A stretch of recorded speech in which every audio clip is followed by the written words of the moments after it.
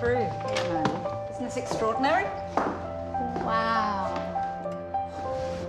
So this is the kind of room that Ellen would have slept in here in the depot for the first 3 months when she arrived here in Australia. That's exactly right. You know, not luxurious. Sure, but I'm sure anything was better than being on a ship for 4 months. Had their stable beds there. Sure. So while they were here on a daily basis, they would undertake routine domestic chores. They're not prisoners, but they're certainly expected to follow a particular part. I can imagine there's a lot of fear, I guess. Yeah. Or hope and excitement. Yeah. Sure. As they were thinking about what might happen, you know, the kinds of people they might be working for. So these women, though, were coming to work for these men, and did they have families or were they single? They almost were always married with children. Yeah. Got it. So there was a sense in which you didn't put young girls in the care of men who Sure. might exploit them. Got it. And we're really, really, really lucky because archaeologists and researchers discovered all of these incredible objects that had survived from the girls' time here in the 19th century. Wow. Let me give you some gloves. There we go. Thank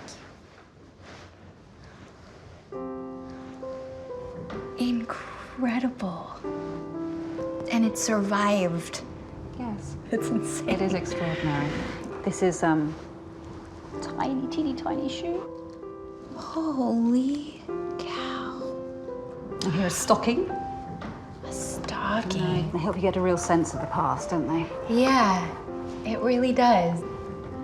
It like brings sort of something concrete into the picture. Definitely like evokes a bit more clarity It of does. what life must have been like. That's right. So these are some of the documents that I was able to find from the immigration reports at Mitchell Library yesterday. Here is Ellen, house servant, 15. She was to work for a Mr. C. Wilkinson, Chippendale near Sydney. I'm assuming that's maybe a neighborhood. Yep. And then the 5 years indentured servitude for boarding and lodging. This was also something that I saw, a Mary Flynn. Is there any way of finding out if Mary is her sister? Well, from this document, we can't tell that. Okay. And then what exactly is indentured servitude? Young people would undertake indentures as apprentices. They were given guidance as to how to work, and then they would be committed to somebody for a certain period of time. Got it. It's not necessarily something that we should be frightened of as a term in this particular context.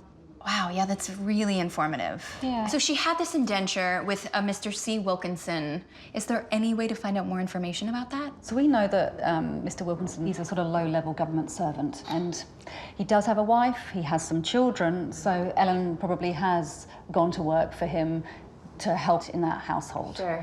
And what would that entail necessarily? Looking after children, nannying effectively, working in the kitchen. You know, they did all the kind of chores that nobody else wished to do.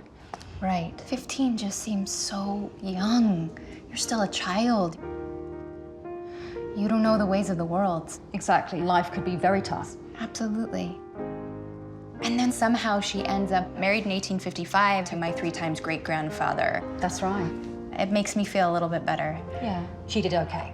I guess the question I'm left with is what life must have been like for Ellen back in Ireland. Like, how did she find out about the Earl Grey scheme? So let's go back in time a little bit. Okay. Oh, you have another document? We have another document. Love it. And here we go. I'll let you have a read of it. Okay. List of immigrants per ship. Lady Peel is inspected by the Immigration Board on July 1849. Okay. So let's see if we find Ellen Flynn. Oh, there's Mary Flynn. Ellen, right here at the bottom. Native place, Cashel. Do you know where that is in Ireland? I know it's in Tipperary, in the south of Ireland.